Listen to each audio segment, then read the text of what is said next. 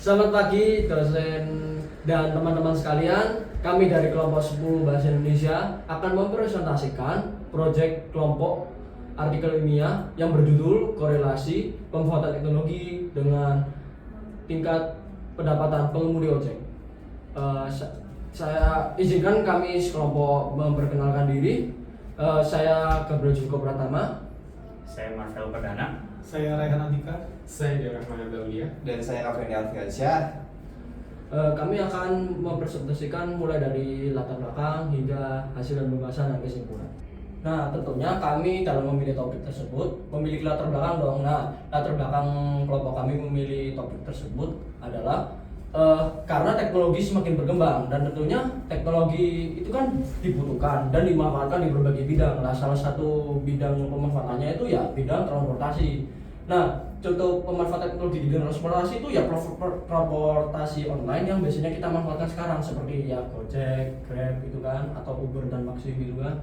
Nah, itu kita mau meneliti itu bagaimana sih seberapa jauh atau faktor-faktornya itu pemanfaatan teknologi tersebut terhadap tingkat pendapatan pengemudi ojek, terutama yang habis dari konvensional beralih menjadi ojek online. Berikut juga kami ada hasil penelitian terdahulu yang menjadi inspirasi kami. Nah, ada penelitian dari Lembaga Demografi Fakultas Ekonomi Bisnis Universitas Indonesia oleh Walando yang membuktikan kalau orang yang mulai menggunakan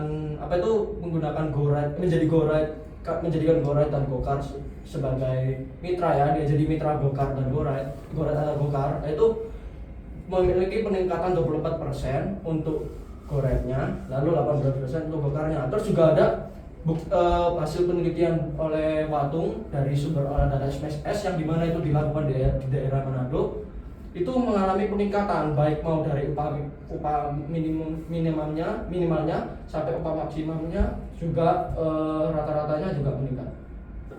Baiklah, saya akan menjelaskan kajian teori dari penelitian kami.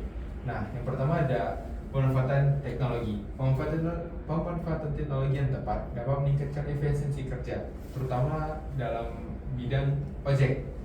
Nah, di sini tentunya ojek online itu sangat diuntungkan karena lebih praktis dalam penggunaannya. Nah, yang kedua itu ada transportasi online. Transportasi online adalah layanan berbasis aplikasi yang menawarkan tarif kenyamanan dan keamanan bagi penggunanya. Nah, yang ketiga itu ada dampak ojek online terhadap ojek konvensional. Nah, di sini tentunya dengan kehadirannya ojek online itu menurunkan pendapatan bagi ojek konvensional. Nah, terus ada juga yang keempat. Keempat itu ada pendapatan. Pendapatan adalah arus kas yang dihasilkan dari penyediaan jasa atau barang. Nah, dan yang terakhir ada pengemudi ojek. Pengemudi ojek di sini yang pertama ada pengemudi ojek konvensional yang menggunakan negosiasi untuk harganya. Jadi ojek konvensional akan melakukan negosiasi dengan penumpang, sedangkan ojek online itu biasanya tarifnya sudah ditetapkan oleh aplikasi. Oke, sekarang saya akan menjelaskan tentang metode penelitian kelompok kami. Penelitian ini kita menggunakan pendekatan kualitatif dengan desain deskriptif, di mana ini mengenai tentang hubungan antara pemanfaatan teknologi dengan tingkat pendapatan pengemudi ojek. Perolehan data ini dilakukan melalui metode studi literal seperti artikel ilmiah, laporan, dan lain-lain yang terbit dalam 5 tahun terakhir. Sumber diperoleh dari Google Scholar dan website jurnal berbagai institusi akademik dengan kata kunci pembahasan teknologi, transportasi online, pengemudi ojek, pendapatan, dan komparasi pendapatan. Penggunaan analisis komparatif ini untuk menganalisis data dengan melakukan perbandingan antara hasil dan pembahasan dari penelitian terdahulu. Selanjutnya, untuk sumber kedua berdasarkan data SPSS 25 tahun 2021 oleh Kementas, kami mendapatkan pendapatan harian ojek konvensional sebanyak Rp103.300 dan pendapatan harian ojek online sebanyak Rp187.333. Selanjutnya, berdasarkan survei Lembaga Demografi FEBUI, kenaikan pendapatan ojek online telah meningkat sebanyak 24%. Hal ini terjadi akibat dari meningkatnya efisiensi GoPay sehingga transaksi non tunai menjadi meningkat sebanyak 85%. Hal ini terjadi karena 68% mitra telah memanfaatkan fitur keuangan digital untuk pengelolaan pendapatan.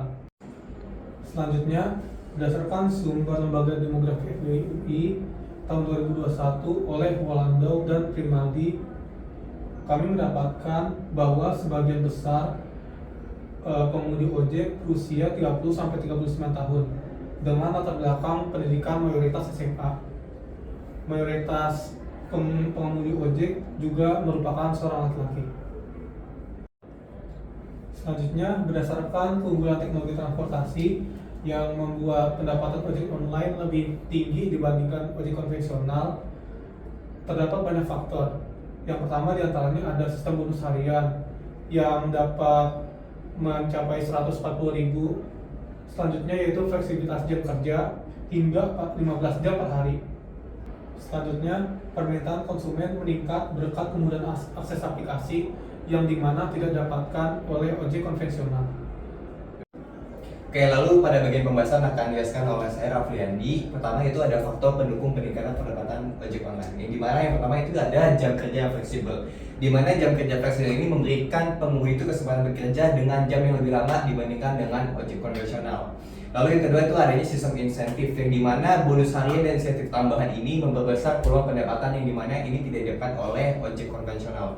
Lalu adanya teknologi non tunai GoPay ini memberikan efisiensi transaksi dan literasi keuangan digital di mana customer dapat langsung bertransaksi dengan mudah sehingga itu dapat mempengaruhi peningkatan customer.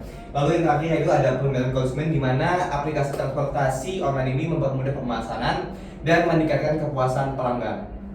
Lalu berikutnya di sini ada dampak kompetisi dengan ojek konvensional dengan juga peran teknologi dalam ekosistem ekonomi digital. Pertama akan saya jelaskan mengenai dampak kompetisi dengan ojek konvensional yang dimana ojek online itu menawarkan tarif yang transparan, keamanan dan fleksibilitas yang lebih baik.